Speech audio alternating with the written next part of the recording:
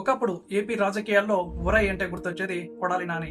గుడివాడ నుంచి loud speaker voice తో రాష్ట్రాన్ని షేక్ చేయడమే కాదు, సోషల్ మీడియాలోనూ వైసీపీకి ఫైర్ బ్రాండ్ ఇమేజ్ ఇచ్చిన నాయకుడు. కానీ 2024 ఎన్నికల ఫలితాల తర్వాత ఇప్పుడు 2025లో కూడా కొడాలి నాని అసలేం చేస్తున్నాడు?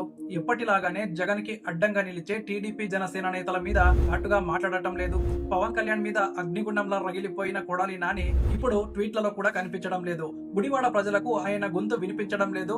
వాస్తవానికి ఆయన సోషల్ మీడియా యాక్టివ్ గా ఉన్నా కూడా పౌరుషమైన టోన్ అయితే కనిపించడం లేదు. ఇది ఆయన స్వచ్ఛంద నిర్ణయమా లేక జగన్ గారి ఆర్డర్ పాటిస్తున్నారా?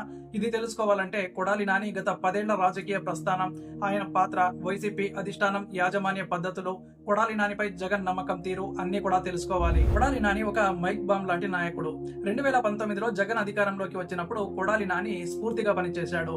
బహిరంగ సభలైనా, అసెంబ్లీ డిబేట్లైనా, మీడియా సమావేశాలైనా మైక్ తీసుకున్నాక నాని పిచ్చి వేగంతో మాట్లాడేవాడు.